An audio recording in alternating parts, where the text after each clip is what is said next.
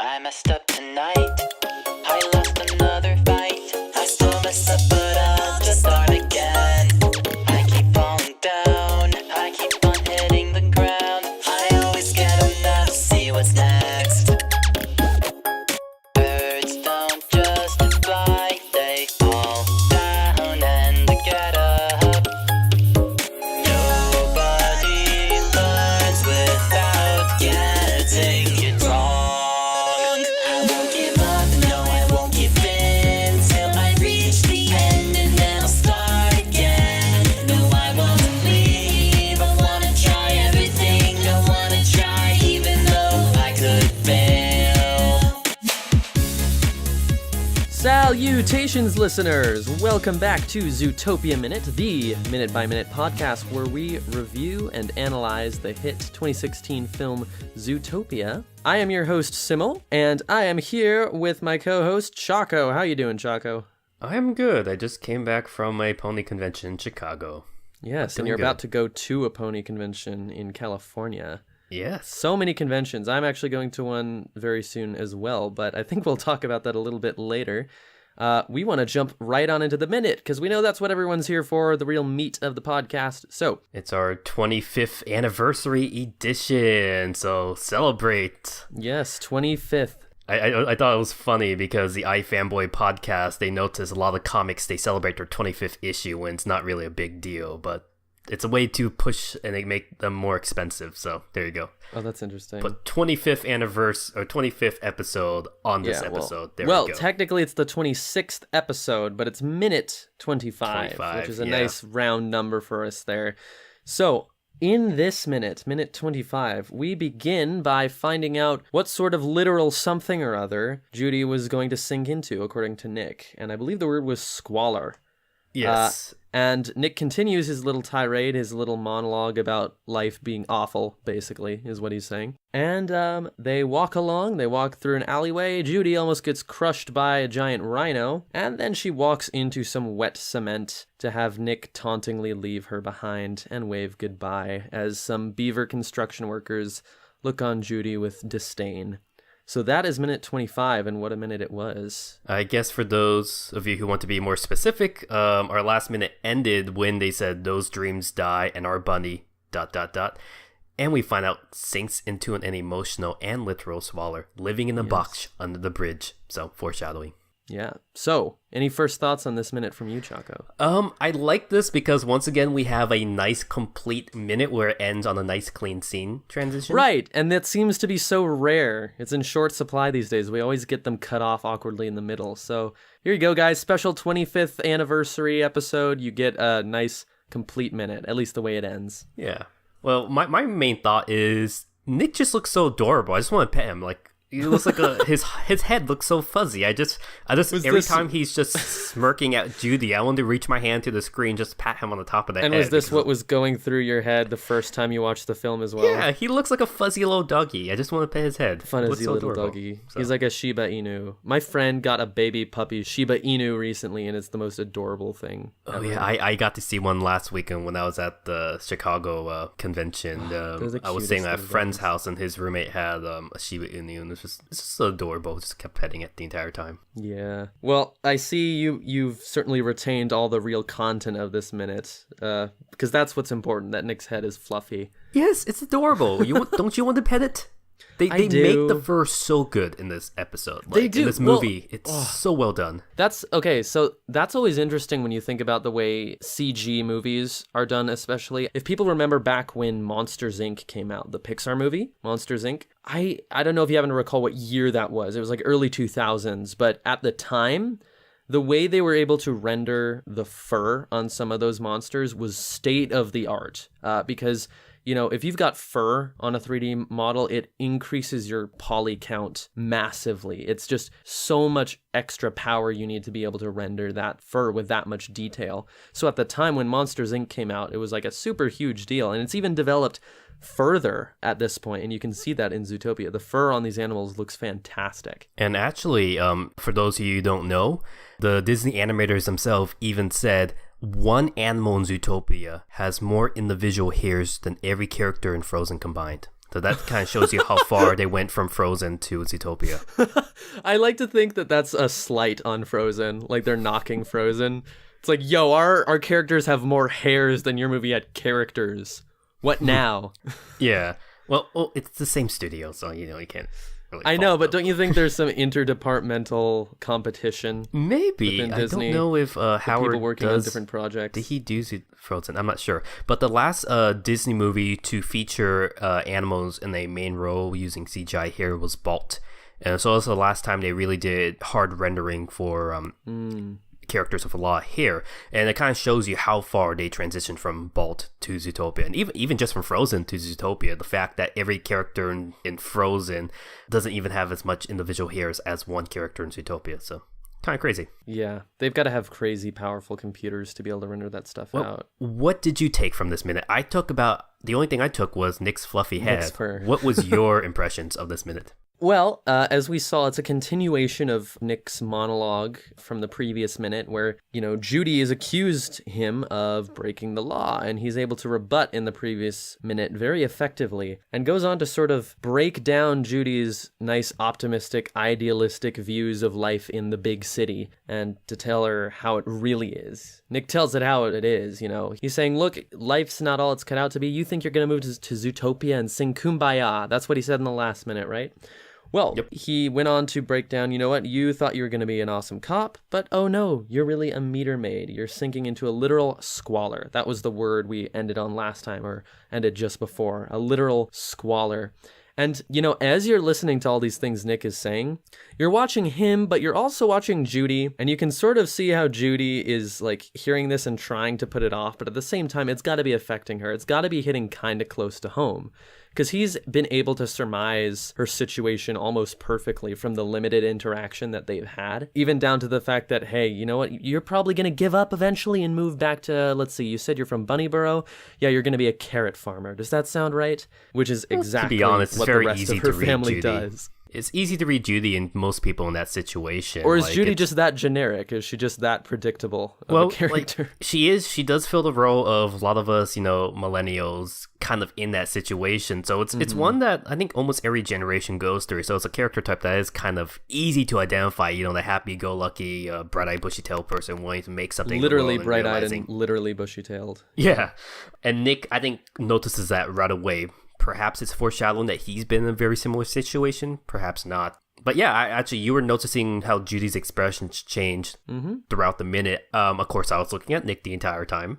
Right, so you noticed none of this. I noticed that Nick's expression barely changed. So that was the opposite. Oh, yeah. Well, Judy was almost reacting to every single word Nick said. He just kind of had the exact same smirk. And for a while, even there was a long pause where when Judy was talking, he had the same smirk on his face. And I thought, well, if this was traditionally animated, I would complain that was very lazy since they kept the same smirk on his face. And isn't that interesting that you bring that up? I think that was for show, maybe. Well, okay, just as an aside here, yeah. I was thinking about this recently, actually, because there are certain things, certain allotments that traditional animation, 2D animation versus 3D animation, you're able to have more freedoms with either medium, depending on a few things. And actually, I sort of noticed the same thing you're talking about, but it was when I was rewatching a cartoon that I used to love when I was in elementary school called Code Lyoko, and this was It was on. Do you know what this is? Is that the darn French always come out with some crazy right? show Yeah, it was a French cartoon. I thought it was great. Totally Spies, and now it's Miraculous Ladybug. But I know what you're talking about. So Code Lyoko, for those that are familiar, was interesting in that half of it was 2D animation and half of it was CGI, because the premise was that they went to this virtual world, and so the scenes where they're in this virtual computerized world are all in CGI, where the real world is all in 2D.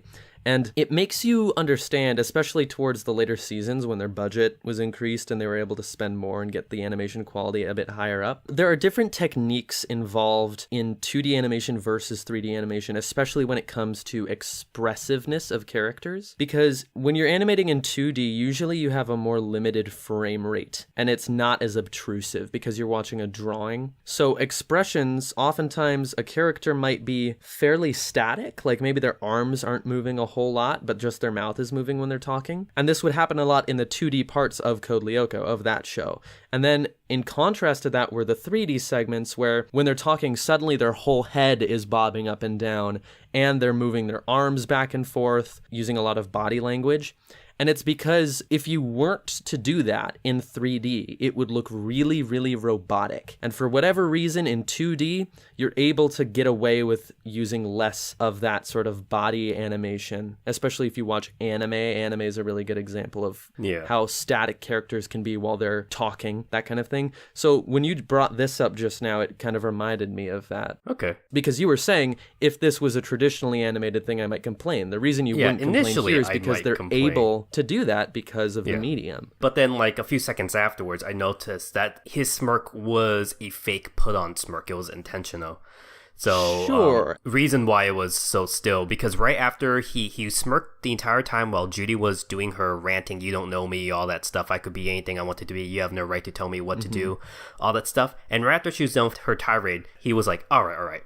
And expressions completely changed. So it's like, okay, I kind of understand. Like when someone's doing their rant and you just kind of smirk and go along with it, and then afterwards goes back. But initially I saw that. I was like, okay, Judy's having all these emotional changes in her face. Nick isn't. But then you realize Nick is kind of that Sly Fox character. He's putting on this show. So he's much better at controlling his, he's better at controlling his emotions, his facial reaction. While Judy, who is obviously angry at the moment, has a harder time to control her reactions, which is why you could read her expressions on her face so easily. But I thought that was a really, really interesting touch. So if it was like traditional animation, like I said, I might like it was lazy, but because this is, CGI, so all these scenes had to be intentionally made. It was actually pretty genius to show one guy can be stoic and control his stuff because he's a confidence artist, and the other person can't control it, and you could read it on her face. So very cool touch. Yeah, for sure. And some of this sort of stoned face-ness of Nick could, like you were saying earlier, be hinting that,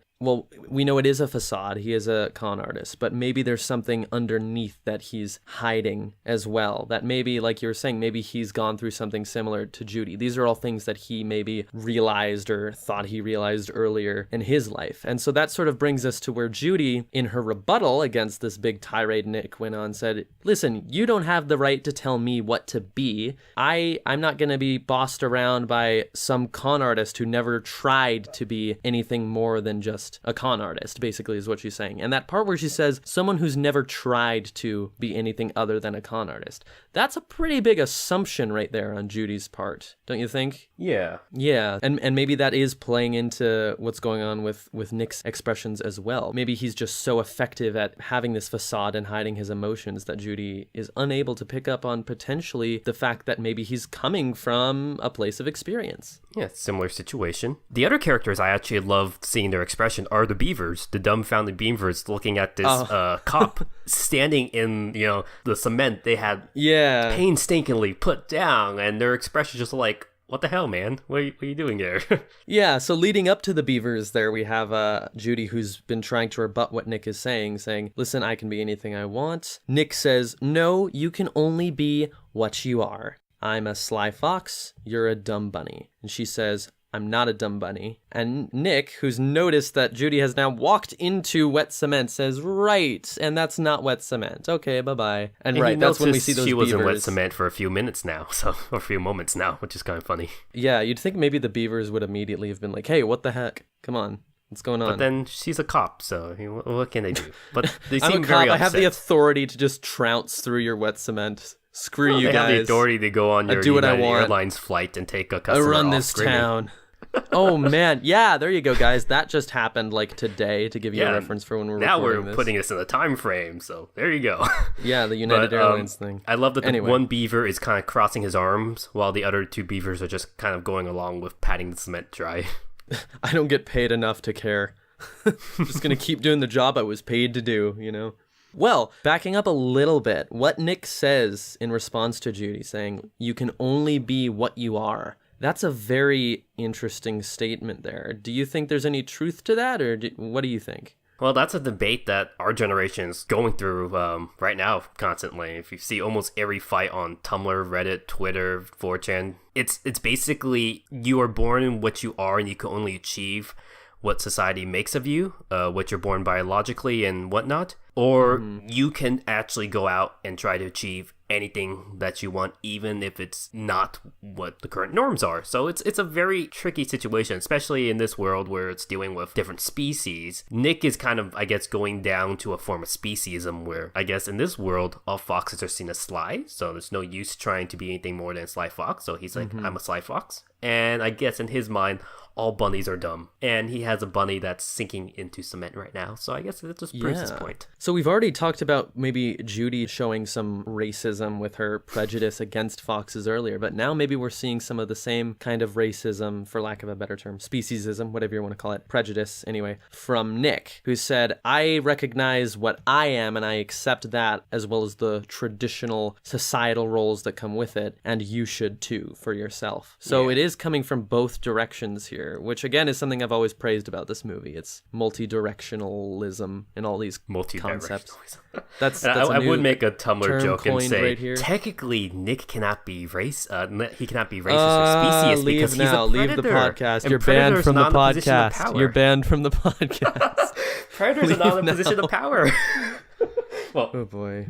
Masculinely they are, I guess, or yeah, but it's kind of funny. I like seeing this dynamic. I like that you could read into it whatever you want. So like I said, my more conservatively right father watched this movie and he enjoyed it, and my more Marxist left-wing friends watched this movie and they like it, and I like that they could read their own personal opinions in this film, see what they like. Get out of it what you put into it. It's like a sewer in that respect. Oh god. All right. Okay. Aside from that, the only other things I saw was let's look at more puns in the background. Yeah, and Yakert. We have a frozen yogurt place that says Yakert. Frozen yak hurt. Frozen yak pain. Yak hurt. Yeah. That's pleasant. I want some yak pain dispensed out of those. Is it self-service yak pain? You just go up and punch a yak? Don't know. Is it yak tipping? And you're welcome. Us Californians were the one who popularized the frozen yogurt thing. Were you really? Did you also Southern popularize California. those little like gelatin beads filled with liquid that you get as a topping? Yeah, I forget what those are called. supposed to be imitation of the Japanese like pro beads that you have in your boba tea. You guys like did the coffee thing? They What? totally would have. I've never seen actual tapioca pearls as a topping. Well, because for it'll be more frozen yogurt. expensive, I think, for that, and it won't. I don't think it'll taste as good because tapioca has to be drunk in certain conditions, and it will just come out really weird if it was in a frozen situation like that. Yeah, well, if they pre-sweeten it, maybe. But yeah, Southern California, I think Pinkberry was really the first that popularized the frozen yogurt craze, and now you see almost every place around the United States have it. Right. Yeah. My first experience with frozen yogurt wasn't a shop. It was just sticking Go-Gurt in the freezer. Get like a I nice... love Go-Gurt It became like a Freezy or an Otter Pop. People have different names for those. Freezies, Otter Pops. The I remember things, them I as mean the Otter long, Pops. colorful tubes that give you gashes at the corners of your mouth. Yeah, I From the remember them as plastic. Otter Pops. And they actually, speaking of animal puns, they would have anthropomorphic otters on it, and they would be some dumb pun that had to do with the fruit flavor of the juice, or like who they were, I guess some otter pun. But I remember they had a grape flavor one with Alexander the Grape on it. The grape. It's just like, okay. Yeah, you know what? Otter Pops, I wonder if they just have those in Zootopia. They don't even need a new pun for that. They're already animal themed. Wouldn't you consider that racist? Maybe. It's Well, like we already Uncle have Ben Rice. popsicles. And Uncle Ben Rice, I guess? I don't know. maybe. Aunt Jemima's pancakes. Yeah, I think Yak Hurt was the only big pun I noticed in this one. So that just about does it for the minute. But we did promise a few people, and we promised in our last episode that we would be getting to a mailbag. So congrats, guys, on this special 25th anniversary edition of Zootopia Minute is our very first official mailbag. So if you ever want to send us anything, get a letter read on the mailbag, go ahead and send those things to zootopiaminute@gmail.com. Anything you want to tell us. Doesn't matter what it is. We love to hear from you no matter what. So let's take a look at some of the things that some people have sent us. Choco, if you wouldn't mind reading the first one. All right. So from Stuffwell, we have, I'm Stuffwell, and I'm a huge fan of Zootopia. Anyways, few things before I tell you about my ideas. I have an awesome idea for a Disney Animal Kingdom theme park. I'm going to skip through some of the stuff he was talking about. He was talking about dairy, but continuing on to his idea of the theme park, Dairy. he says, I have this grand idea for a theme park that's based off the wonderful world of Zootopia. Ooh. It would probably consist of a main street in front of the ZPD, as seen in the film, in a permanent meet and greet for Nick and Judy. Parentheses, they have a meet and greet for them at Disney World for Christmas parties only, and they may have one at Epcot soon. Close parentheses. Elephant-themed ice cream, a dark ride that probably takes you through the story of Zootopia or something, maybe a roller coaster, heck, put Wild Times in there. That's a reference to the deleted plot of a previous Zootopia movie, so we'll talk about in a later minute. Maybe a gazelle-themed dance party, restaurants based off their diet, and a place where they could sell Nick popsicles. I'm a huge Disney fan and even used to work for the theme parks at Disney World. Thank you, and I look forward to hearing from you soon. So that was from Stuffwell. Thank you, Stuffwell. Awesome. That's a super cool idea, actually. It is. In fact, on the idea of new theme parks, obviously Animal Kingdom would be the perfect place for a Zootopia-based theme park. And Animal Kingdom actually just opened a new area of their theme park, which was under construction for the last few months, and it's the Avatar Pandora section, based on the James Cameron movie Avatar, which it's not a Disney property, and it's not really animal-themed, so I do definitely think Stuffwell's idea of a Zootopia theme would work perfectly in Animal Kingdom. In fact, I even thought of a Zootopia themed area in Animal Kingdom that would fit perfectly. So hopefully we could see that. I would love to go to Disney World and get some popsicles. So. Yeah. It'd be cool if they, because Disneyland, of course, and Magic Kingdom at Disney World have the train that goes all the way around, the People Mover. Mm-hmm. And I'm picturing that being like the one we see in Zootopia as Judy rides into the city, going through all the biomes. That'd be incredible to actually get to go on that in real life. I love that. Stuffwell said he would like to see a dark ride, and I think that would work well for a dark ride. Oh. Like just going through different biomes, and maybe a chase. Maybe they're chasing a weasel or something along the way. I've seen it work a few times. I saw the Finding Nemo one where they kind of went through the same plots of the first movie, even though it took place after the first movie. But they just had the characters going through all these scenes that we already knew, like the jellyfish fields and the shark area. And yeah, something like that for Zootopia would be fun. Maybe a little chase through the biome trying to catch a character. That'd Maybe be Flash. Awesome. Yeah. It will work well with the ride theme. They're trying to chase Flash, who was in the car in front of you. Yeah. So also mentioned was the meet and greet for Nick and Judy. I guess these would be people in costume. You mentioned, actually, when we were just starting out the podcast, in our first few episodes, because you had just come back from Disney World, hadn't you? Yes, I did. And you were saying, actually, that you didn't see as much Zootopia stuff as you would have expected. Is that right? Yeah. Am I recalling It was surprising. Right? Actually, there's no merchandise in the stores. In fact, all the staff members were surprised, too. They even looked up their merchandise lists on their computers, and they had no merchandise at that time. I think there might have been some at Disneyland, but not Disney World. And there was actually no meet and greets at that time. So the only time I could meet Nick and Judy was during the Shake It Move It parade. And you couldn't actually go up to them. They were on their carts. In fact, I tried to walk up to Nick, and one of the staff members told me to step away. But Nick still waved at me, so that was cool.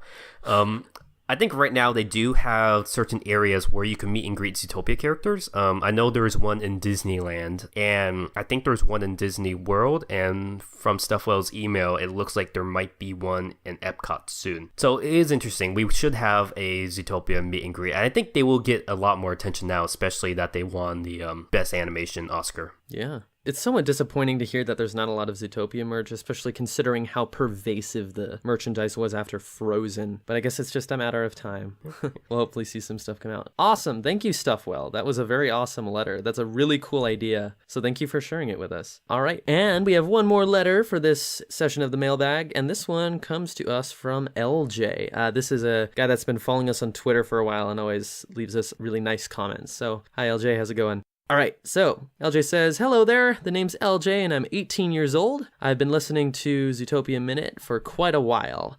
I didn't know what a podcast was, but I heard of them but never listened to one. That is until ZNN introduced me to you two. And ZNN is Zootopia News Network, by the way, which is an awesome fan-run Zootopia fandom website. Definitely go check that out if you have the chance.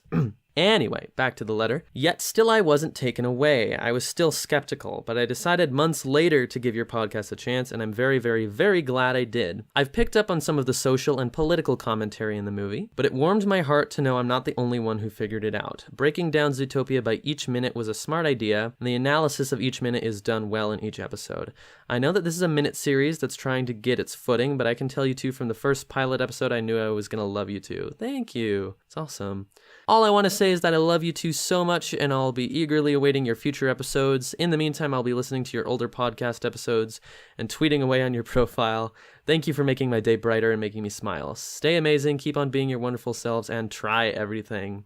Thank you so much, LJ. That's really nice. We really appreciate that a lot. Yes, and we're really glad you enjoy the podcast so much. Yeah, it's always great to hear from fans like you. So very nice to see that you're engaging with us, and it actually makes this worthwhile. So. Yeah. And actually, because you mentioned it was ZNN that brought you in, they did a sort of an article on a number of different Zootopia podcasts, I think. I think there's like one or two others besides ours.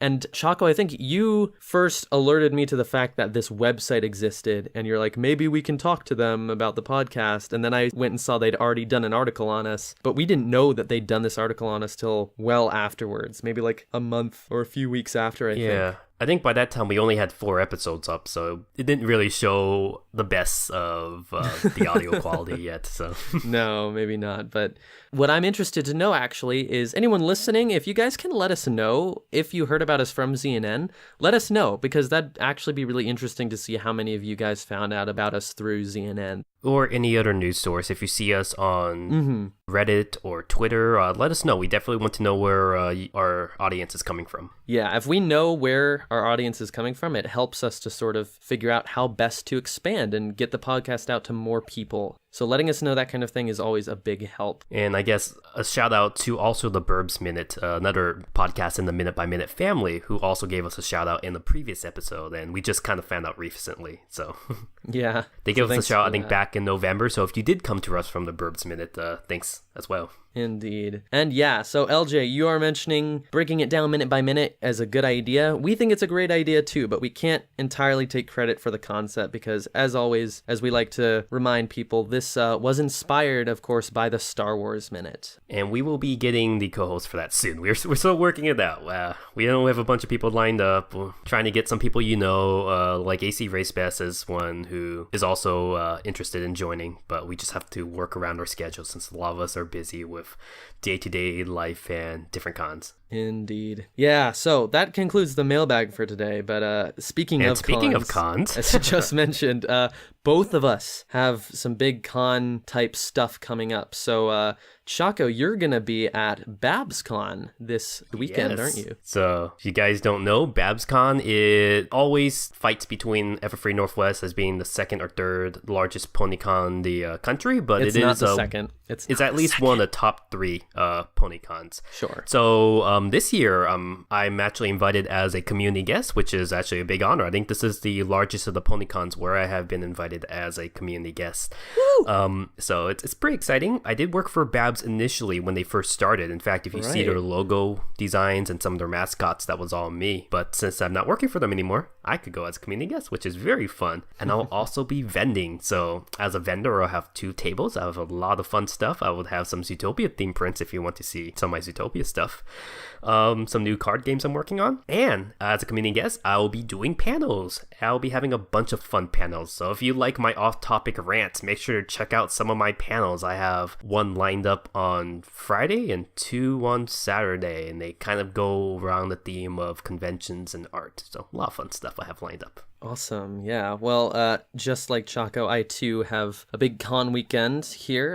The same weekend as BABScon is Sakura-Con up in Seattle where I live, which is sort of our big regional anime convention. Sakura-Con takes place at the Washington State Convention Center, downtown Seattle. And I go to Sakura-Con every year, pretty much. I've gone every year since 2012, and I never miss it. In fact, I like to say that Sakura-Con is kind of the guarantee that I'll never go to BABScon, because they're usually the same weekend. Yeah, I think so it's sorry, Easter Babs. weekend, right? Sakura-Con takes precedence. Now, normally, I would be hosting some panels at Sakura-Con, but it is actually a big anniversary for them, so they've had a bit of limited space, and unfortunately, this year I won't be running any panels. I wish I could, so you guys could come meet me there, but I will be there. I will have some awesome Zootopia Minute business cards to be handing out, so if you see me, definitely come say hi. I'll actually be cosplaying as Nick, with a friend of mine who will be cosplaying Judy. So I'm very curious to see your outfit then. I will be tweeting about it, so keep a You're lookout stepping on my for turf that. because I normally do Nick. Are you doing police officer Nick or just casual street casual Nick? Just casual. I kind of ran out of time for police officer, but that'd be kind of fun. Right. I'm very excited to see that. Yeah, so keep an eye out. If you're at Sakura-Con, don't be afraid to say hi. I won't bite. I'm scary predator, I know, but don't worry about it. Ask Judy. She'll tell you I don't bite.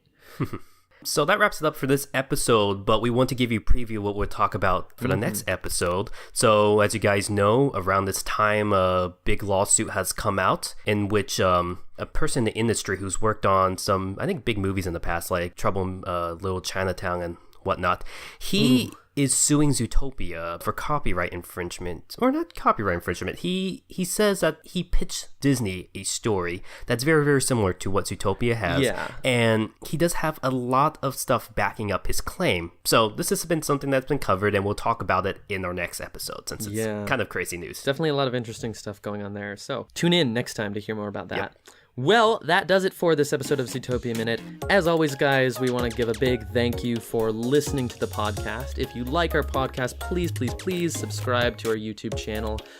Send it to your friends if you think they would also enjoy it. If you want to be included in our mailbag in future episodes, send those emails away to zootopiaminute@gmail.com, and be sure to follow us on Twitter @ZootopiaMinute. And so, yeah, we again just want to thank everyone for giving us a listen, and we hope you guys have an awesome week. Maybe we'll see you at some cons. Take it easy.